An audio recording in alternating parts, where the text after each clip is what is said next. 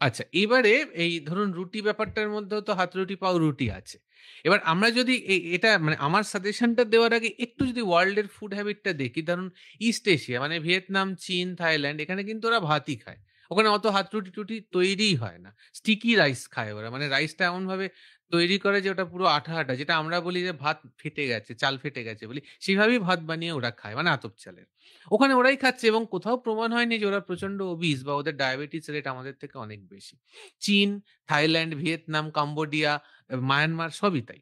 আবার আপনি যদি ইউরোপ বা আমেরিকায় যান, ওখানে কেউ হাত-রুটি তৈরি করে না। ওখানে পাউরুটিই খাচ্ছে। যেমন ফ্রান্সে বেগেল পাওয়া যায়, বিভিন্ন রকম রুটি পাওয়া যায়। সবই তো বেকড। আমাদের হাত-রুটিটা বেকড নয়। এটা টোস্টেড। আর ভারত হচ্ছে এমন একটা জায়গা যেখানে মিক্সচার। এখানে থাইল্যান্ড, ভিয়েতনামের ভাতও আছে।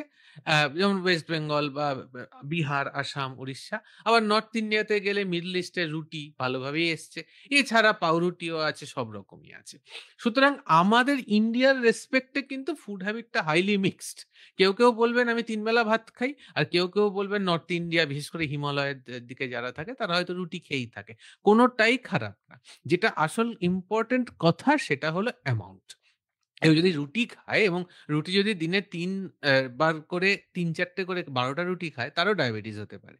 আবার ভাতও খায় ভিয়েতনাম, কম্বোডিয়ার লোক, কিন্তু কম করে খাচ্ছে। অল্প ভাত, বেশি সবজি। তাহলে ডায়াবেটিস হচ্ছে না। সুতরাং ওবেসিটি হবে কিনা, ডায়াবেটিস হবে কিনা সেটা আপনার অ্যামাউন্ট এর উপর ডিপেন্ড করে এবং অ্যাসোসিয়েটেড ফুড এর উপর ডিপেন্ড করে। ভাত রুটি নিয়ে অত ভয়ের কিছু নেই। পাউরুটিটা নিয়ে একটা কথা বলে দিই, পাউরুটিটা ময়দা দিয়ে।